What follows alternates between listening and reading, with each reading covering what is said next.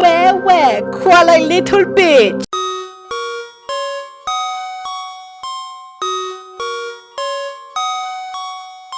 Anyways, hey motherfuckers, Hatsake here, and I'll be covering Omori. But mainly the controversy, since this game has a fuck ton of those. But before the game, I want to go over some disclaimers first, since, I'm obligated to. Omori has lots of talks about suicide, depression, and trauma. If you suffer from trauma, anxiety, depression, or any suicidal thoughts, I would recommend clicking off this video and maybe go watching fucking Jacksepticeye or some shit. Don't watch this, preferably. If you do want professional help, I'd recommend going to this website in the link in the description, or typing out the link on screen right now. It's always good to try to talk to someone the best way you can, because talking is always, and I mean always, the first step in any mental problems that you want to try to solve. But anyways, with that, let's go to the first chapter.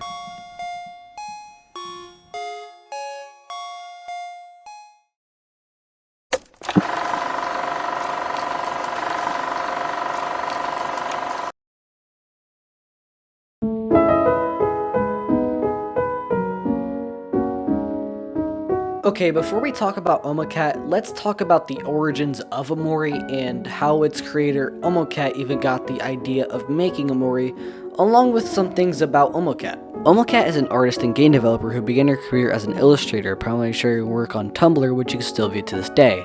She started out in the early 2010s, gaining attention through her blog where she posted illustrations and comics. She mainly did art as a coping mechanism during a challenging time in her life. She attended art school and viewed creative mediums, including games, as a form of artistic expression. In 2014, she founded Omocat LLC, an indie art studio based in Los Angeles consisting of a small team of friends and collaborators focused on projects in art, fashion, merchandise, and games. In late 2011, however, Omocat posted an illustration of a boy named Omori and she shared it on her blog. Omori was a deeply personal character designed to help her deal with confusion and emotional struggles. She used to depict Omori in this simple white space, which is basically just the fucking white space in the game, let's not sugarcoat it, and she later involved Omori into a short webcomic series called Omori Boy, running from 2011 to 2012 on Tumblr. This short webcomic centered on a hikikomori character grappling with depression and isolation. Omocat initially considered turning the concept into a graphic novel, but felt it was too linear and restrictive. Wanting to allow for exploration, player choices, and interactivity, she decided to adapt it into a video game instead. So that's when Omori's development began. Omocat purchased RPG Maker VX Ace on a whim while it was on sale and began experimenting with it alongside friends. She invited collaborators like Space Boyfriend and Slime Girls early on, and Slime Girls were, they're pretty fucking bad, you know what I'm saying? The old me fucking gets it. Omocat brought in an experienced RPG Maker programmer named Arkia to handle technical aspects. I probably fucking butchered that name. And they tried to keep the team small for authenticity. In 2014, she launched a Kickstarter campaign for Omori, which is fully funded within a day, allowing formal development to proceed. This was also the time when the game got delayed several fucking times and people started to think they got scammed. But then on 2020, Omori was released, and I don't know what the fuck people think. I didn't get this far in research. Fuck you. The game drew from her personal experiences, dreams, and the original webcomic themes, blending surreal elements with psychological horror. But, that's Omocat and how Omori started. Now let's go on to the actual game.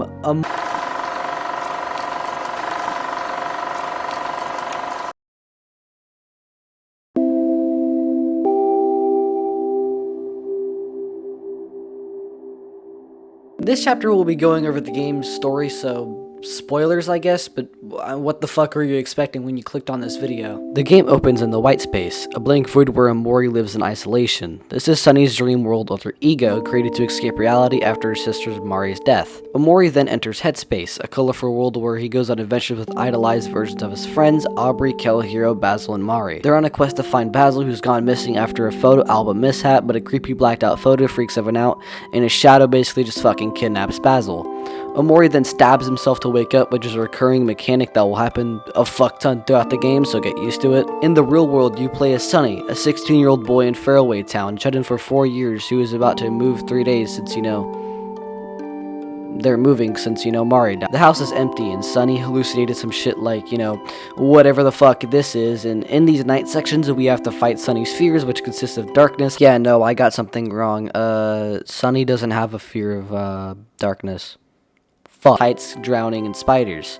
He learns coping skills like calming down to push through. Kel knocks on the door trying to reconnect, and there's two choices here, but I'm gonna go with the main choice, which is to answer the door, which is the Sunny route, since I'll explain the Hikikomori route later, which is where you don't answer the door. Sunny answers the door and they go into town. They encounter Aubrey, who's bullying Basil over a stolen photo album of past memories. They retrieve it, but some photos are missing or blacked out. Basil panics, mentioning something. Sunny experiences more hallucinations at home, but copes and sleeps. Basically, as you can tell, this game is split up into real life and headspace sections. In the headspace section, you're searching for Basil, but in real life, you're rebuilding the friend group and gathering photos from the photo album. I'm gonna skip most plot points from here since, most of it is, oh shit, we found a hangman letter, or oh shit, Omori just stabbed himself again to wake the fuck up again. So I'm just gonna go to the end of the game since I can't be damned explaining everything in this goddamn game. Once everyone comes back and gathers Mari's photos, they visit Mari's grave, hold a picnic, and plan to sleep at Basil's house. In dreams, Sunny slowly uncovers the truth. 4 years ago, Sunny got mad over some violin practice, threw his violin down the stairs, and Mari confronted him. And Sunny just kind of fucking pushes Mari down the stairs and she fucking dies. Basil witnessed when Sunny killed Mari, and together they staged her death as a suicide from hanging, which is just holy shit. And basically the something is Sunny's guilt from staging the death as a suicide, but I like to interpret the something as, Mari haunting you, since, that's, more fun to play around with, and you're also a piece of shit. Then we go back to Basil's house, and Basil's overwhelmed by guilt. So Basil attacks Sunny with garden shears, injuring his eye, and they both collapse and are hospitalized. In a final dream, Sunny confronts Omori, his repressive alter ego, in a boss fight. If Sunny persists, he plays a violin duet with Mari's spirit, accepts the truth, and defeats Omori. And now for the endings. There's 3 endings: the good ending, the bad ending, and the neutral ending. You get the good ending by not giving up at the Omori fight, and you come back and go to Basil's hospital room and confess to the group that you killed Mari and staged it as a suicide. Additionally, if you watered Basil's plants in the headspace, a cutscene plays where you smile at each other and everything fades. And in the bad ending, you give up in the Omori fight, and you go to the hospital balcony, and then, close your eyes, you'll be... And for the neutral ending, you avoid the Basil fight, and Basil ends his life. This ending has a few variations. You can go to sleep in Basil's house, or you can go to your house and sleep. But if you sleep at Basil's house, you can see the reactions of your friends when, Basil kills himself. But in the other variation, you can skip this whole fucking cutscene and simply just go back to your house and sleep. After you wake up, you go to your mom's car on moving day while the something follows you. But also, if you grabbed a knife from your kitchen before sleeping, you'll die in your dream and you'll stab yourself in the headspace, so you stab yourself in real life, so, you fucking die. Also, there's another route called the Hikikomori route. If you don't answer the door and go back to sleep instead of doing shit in faraway town, you'll stay at home simply cleaning up your house. Basically, the events of the game play out in Omori's favor instead of Sunny's, and you can only get the neutral ending in this route. So you basically just don't care that you fucking killed Mari. And that's it for the game story. Now let's go on to the controversies.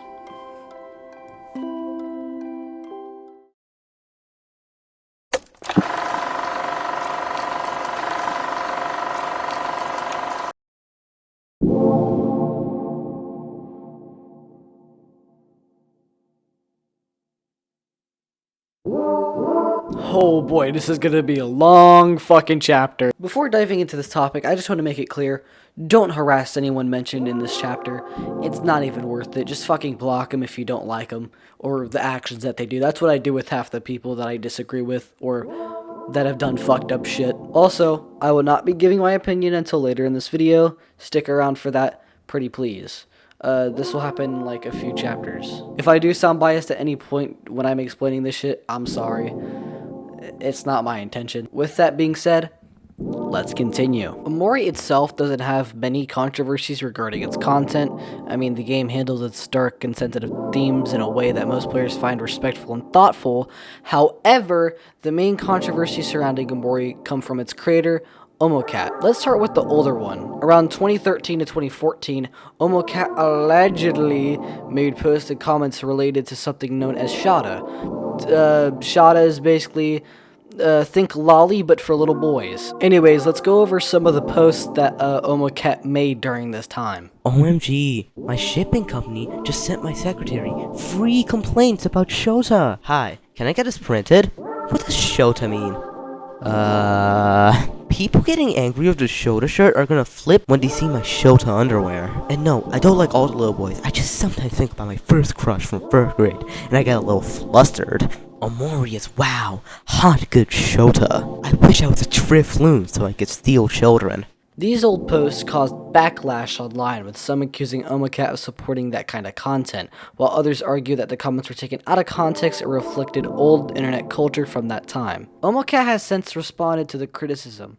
Here's her response. Hey everyone, a lot of innocent people are expressing legitimate concern regarding some of my work. It goes without saying that I feel a little violated with all this false information being passed around, so I want to clear things up for a bit for those who are curious or unsure what to believe in. I made a shirt with the word Shota on it about a year ago. At the time, it didn't have the same definition as it does now. It was a lesser used word, and I was under the impression that Shota and Shotakan meant different things. Shota loosely meant anime boy or young looking man, where Shotakan referred to the anime boy complex. The shirt was meant to be a parody of those sometimes ironic boy shirts, and was not meant to condone pedophilia in any way. I've never done anything sexual in my entire life. People were using out of context tweets to spread and prove their accusations about me. The tweets I made were not about Shota or Pretty Boy. Some of those tweets were ironic, and some were talking about completely different issues, but looking back, I can see how they were easily misinterpreted. I admit that I let my emotions get the best of me, no matter the case. I should have worded things more gently. Because of those tweets, I feel that I put a burden on my fans, and I feel horrible for that. So I'm sorry and ask for your forgiveness. It's taken a lot of time to reflect on the situation. In my mind, Shota still does not condone pedophilia. The association between these words has changed since the shirt's release. It was never my intention to be affiliated with something so harmful, and for that reason, I'll be taking down the Shota shirt from Omocat shop. I want to make peace with this, and I ask for your understanding. Thanks. Oma. The more recent controversy involves allegations of mistreatment toward developers during Omori's production. On December 7th, 2024, a developer who worked on the game, known online as Melonkid, posted a thread on Twitter detailing their experiences while working under Omocat. According to Melonkid, they dedicated a lot of time and effort into the project, often working under heavy pressure. Melonkid also claimed that Omocat guilted them into continuing working even when they were mentally and physically drained. But let's go over a majority of Melonkid's thread. Fuck it, whatever. I'll just air out my grievances now. I don't feel like hearing this shit anymore. I joined the Omori team in 2019. I remember being invested in production right away because getting paid to do dev work on a game I like is basically my dream. I went kind of crazy on it. I worked harder than I ever have in my life. I did not spend a second on the clock even slightly dicking around. I would regularly work 12 to 18 plus hour shifts just because I wanted to. People would leave for the day, come back in the morning and see me still working. By some divine miracle, I somehow kept that up for like half a year. I felt totally fine the whole time. I was flying, bro. My smarter friend said something was wrong and tried to pull me away from work, but Amo resisted because at that time I was like her golden workhorse. Anyway, fast forward to 6 months later and I crash and burn out of nowhere. I am debilitated. A lot of that was my own doing, of course. I'm under no illusion about that. But when it happened, Omo suddenly started treating me like garbage. She didn't believe me, said I just didn't want to work anymore, and demanded a doctor's note, and I was like, what? Are you fucking serious? Keen, I just looked at your list. I know you're sick, but like, he's known about his deadline for a while now. Sorry. It's really disrespectful to disregard deadlines. I keep falling asleep at my computer. I'm not disregarding them. I literally can't stay awake. She would guilt me into keep working as hard as I did before, despite the blatant toll on my body, and say she expected better of me and would constantly downplay my illness. I felt miserable, physically and emotionally. She made me feel even worse about it, and it's like This feels really shitty, but fine, it is what it is. Forward again to release, I'm really excited about the launch of the game. I put so much energy and emotional investment into this project. The thing I love most about Dev is seeing the game release and watching people play and enjoy the game. Right before the game launches, Omo pulls the rug from under me and suddenly comes out to say she's taking back the royalties she promised earlier in the year. It soured the entire fucking launch. I couldn't have enjoyed one thing I spent a year working on and looking forward to. She goes on to say she put my royalties to a vote and said, I thought you deserved it, but everyone else voted no. What kind of manipulative bullshit is that? Excuse me? First of all, you are my boss. You know best what I contributed to the project. Second, you're a millionaire and I am fucking poor. Is this game to you? Third, you're gonna throw the whole staff under the bus too? What the fuck is this? The worst thing is, I know someone who was fucked over by Omo way more than I was. I won't name them at their request, but I got basically the light version of her fuckery, and even that was personally devastating to me. I actually made a post like this shortly after Omori released, but the entire team banded together Voltron style and begged me to take it down, and because I'm fucking weak, I did. I'm still fucked up by the burnout I gave myself. I'm sore all the goddamn time. It didn't used to be like that. Sure, my fault, I own it, but to treat me like shit and act like I'm just lazy? Actually, fuck yourself. Oh, and I don't show up as a member of the dev team on either their game, website, or Wikipedia, even though I show up in the actual game credits like 3 different fucking times. That's interesting. I wonder what that's all about. Some other grievances, it was my suggestion to implement the survive at 1 HP mechanic for Omori, cause I could already tell players would get annoyed if they lost because he got mobbed by RNG. Wouldn't you know it, this also shaped the final battle to be as impactful as it is. Wow! The Omori character in Black Space was the thing that I pitched to Omo and whose dialogue I wrote. It made me unreasonably annoyed to then see that character get used in promotional material for the game. On top of that, Omocat made a response to Malikin's thread. Here's her response. Hi, Melon.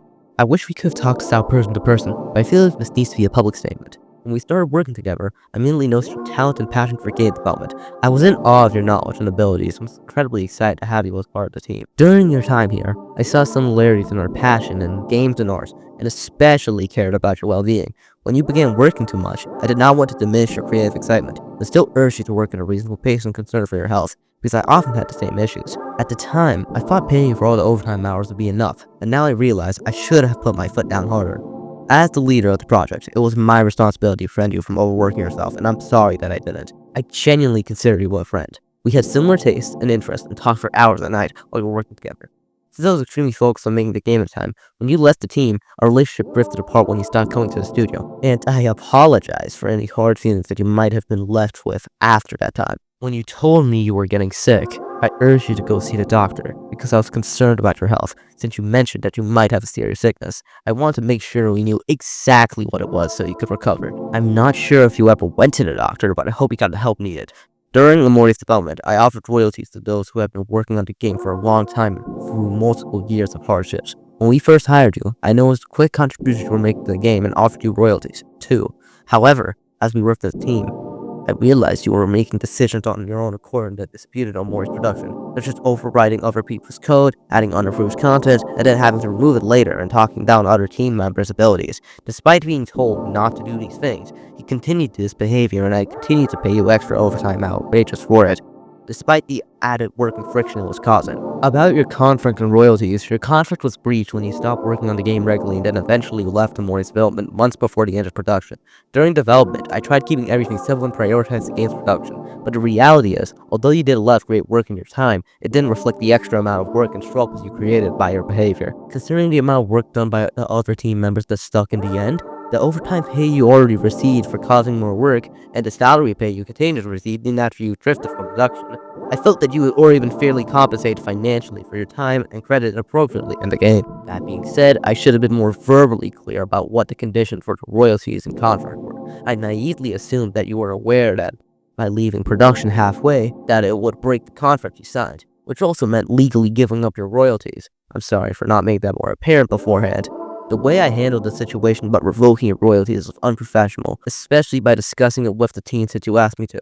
Because I am the leader with full control over our finances, I should have been more firm about making the final decision on my own. When I offered you a bonus as a compensation at the time, I did not think that it would be seen as a slap to the face, and I apologize for that. I really regret the way I went about breaking the news to you, and I fully realize now that it made the situation worse. I deeply apologize for your experience and did not want to diminish your feelings about it. I should have put my foot down, taken more responsibility over the situation, and communicated better with you. If this is something you'd like to talk about more privately, I was, and still am, open to that, and would like to resolve the issue in a professional way, as I should have done in the first place. You can message me anytime. For those making comments about Melon's last DMs, in my last written conversation with Melon, they messaged me about having ill feelings that you need to get off your chest. I was asleep at the time. Although they said they would wait a bit for me to respond privately, they made a post venting publicly on Twitter just a few hours later, while I was still asleep. When I woke up and was notified of this, I quickly responded to them along with the other family members, and we've all talked out through the call,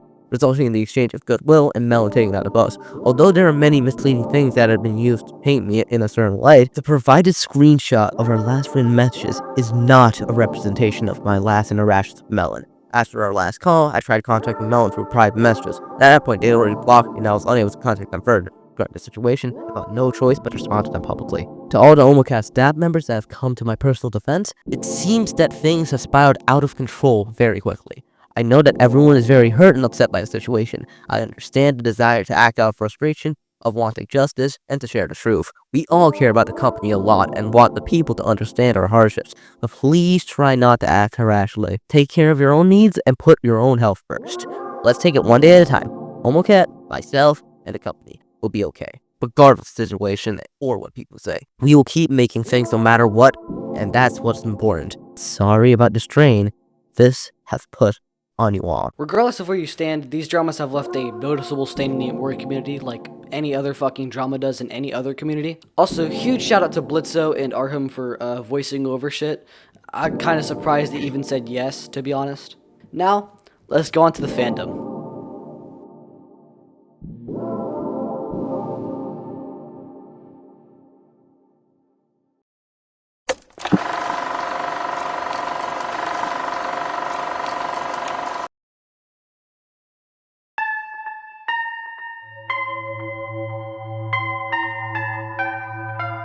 The fandom fucking sucks, that's all I gotta say.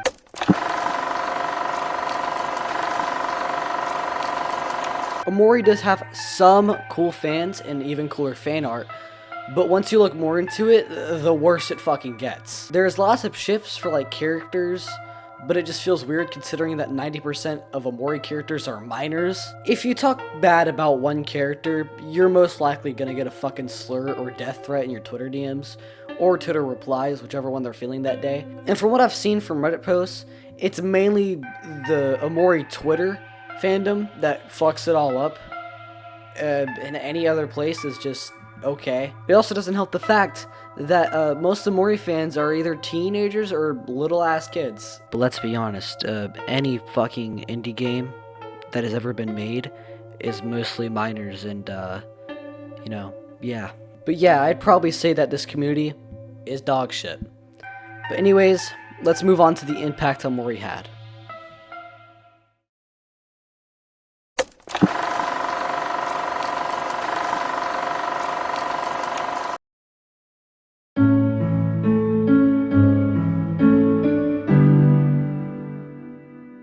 Okay, so in this chapter, I'll be talking about the main impact that Omori had as a game in the indie space. Omori is to this day one of the most critically acclaimed indie games. If you ask me for a depressing indie game to play, I'd probably fucking recommend you this, and I'll probably even fucking gift it to you. Omori's Steam ratings have been high and have always, been like that. They've always been overwhelmingly positive on Steam. And despite the shit I said about them last chapter and the chapter before that, Omori is an amazing fucking game. It's just that the fandom and the controversies bring everything that I love about this game down. I just wish Omori had a better fandom and maybe a better creator, and it would have been more impactful if it weren't for those facts I just stated. Anyways, let's go into my thoughts about everything.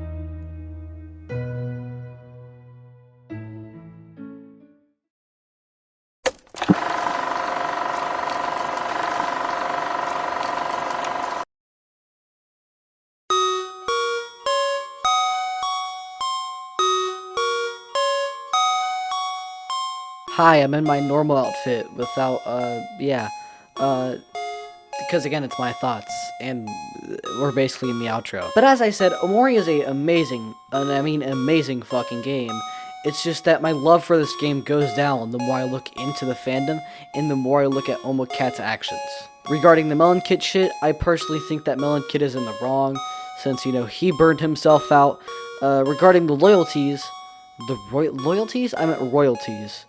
Regarding the royalties, I'm a little iffy on that. I'm still considering it, because there was no... Because Melon Kid and the DMs agreed to it. I mean, yeah. But the tweets, however, no. Listen, saying you didn't know what Shadow was in the first place, I mean, that's perfectly fine. You didn't know what the definition of a word was. But these tweets... Those are fucking crazy. Tell me the last person that has ever said some shit like this and got away with it. What the fuck?